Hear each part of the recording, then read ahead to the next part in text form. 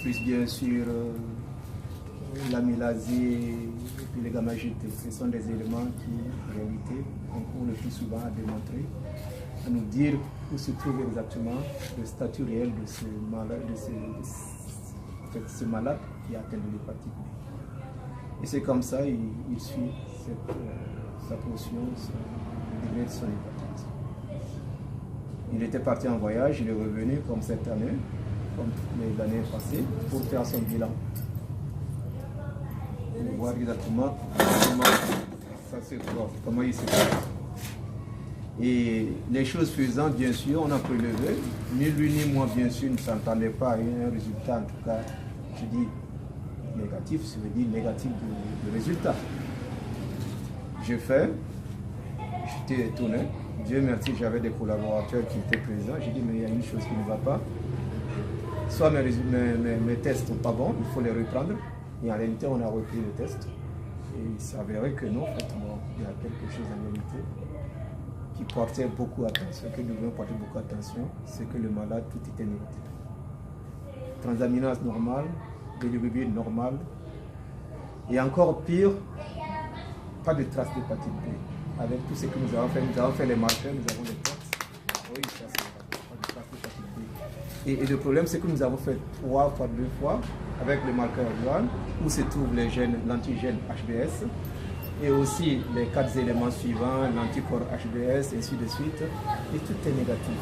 On a repris avec les tests de rapide unitaire pour l'hépatite B ou l'hépatite B, on voit que c'est négatif. J'ai dit, mais qu'est-ce qui se passe? Et elle aussi, elle était présente. J'ai dit, bon, c'est mieux que nous attendions la venue du malade pour voir qu'est-ce qui s'est passé. C'est ma 2e fois, mais la première fois, je dirais, bon, c'était vraiment miraculeux que je n'ose même pas en discuter parce que c'était sans prise de produit. Il arrive des cas comme ça, que nous ayons des cas qui s'effacent rapidement, et puis voilà. Mais celui, c'était bien clair. Il me dit, bon, il a suivi un traitement pendant des mois. J'ai dit, quel traitement? Et où as-tu suivi ce traitement? Et c'est ça, il m'a dit, bon voilà.